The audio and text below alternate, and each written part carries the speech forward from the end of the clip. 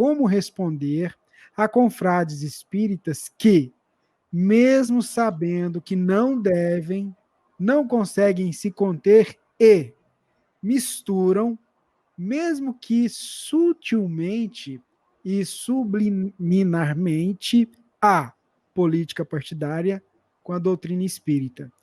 Isso já ocorreu antes das eleições passadas e agora durante a pandemia.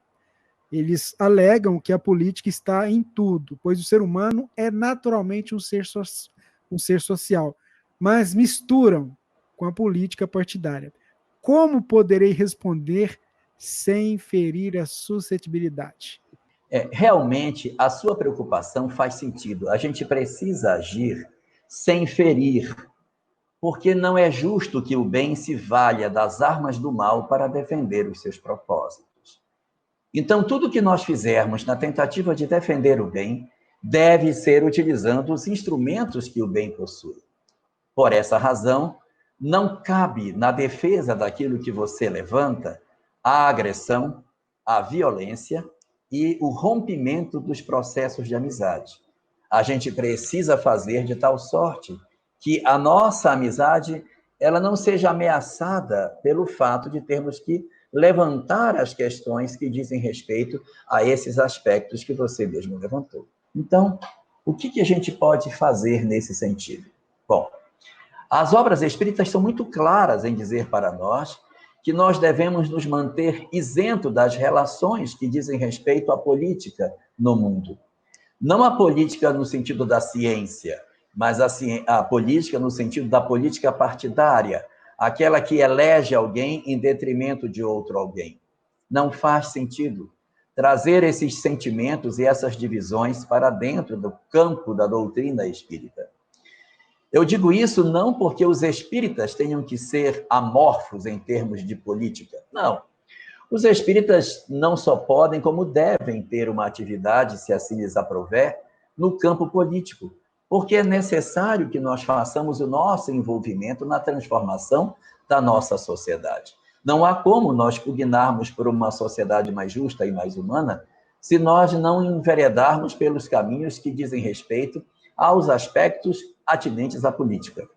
Mas isso não significa dizer que nós tenhamos que levantar a bandeira da política partidária dentro da casa espírita. Os espíritas, individualmente, eles podem atuar no campo político. Você pode ser candidato de um partido, você pode exercer um mandato de um determinado partido, você pode ter a sua vida voltada para o aspecto político. Pode, isso é livre, faça. A política precisa de homens de bem, não há como mudar o mundo se nós não fizermos isso.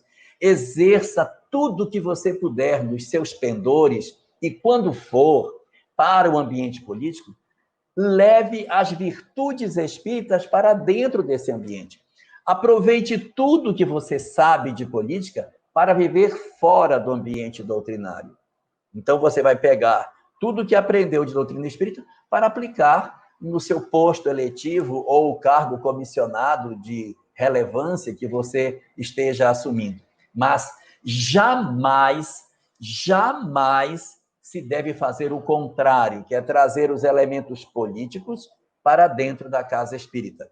Trazer esses instrumentos para dentro da casa. Dividir a população ou aqueles que assistem às mensagens espíritas em termos de política.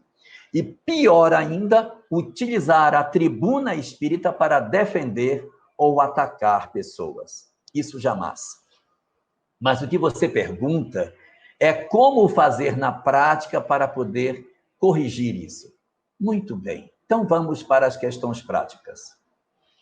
Não é razoável que a gente queira chamar a atenção daqueles que nós não temos amizade, porque a primeira esteira que nós temos que construir para poder conversar com alguém, para apresentar ideias que são diferentes das deles, é a esteira da amizade. Então, primeiro sinal, construa um canal de comunicação com esses companheiros. Estabeleça uma estreiteza de vínculo. E estabelecendo essa estreiteza, se você não tiver, mas se já tem, já dá para começar, converse fora do ambiente da casa espírita, apontando para ele a necessidade de mantermos a lucidez.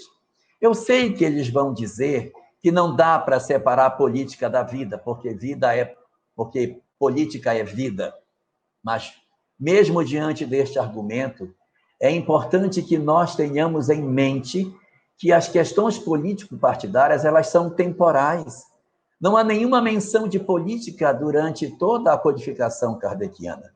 Nós não conseguimos saber sequer em que país Kardec estava quando escreveu a obra.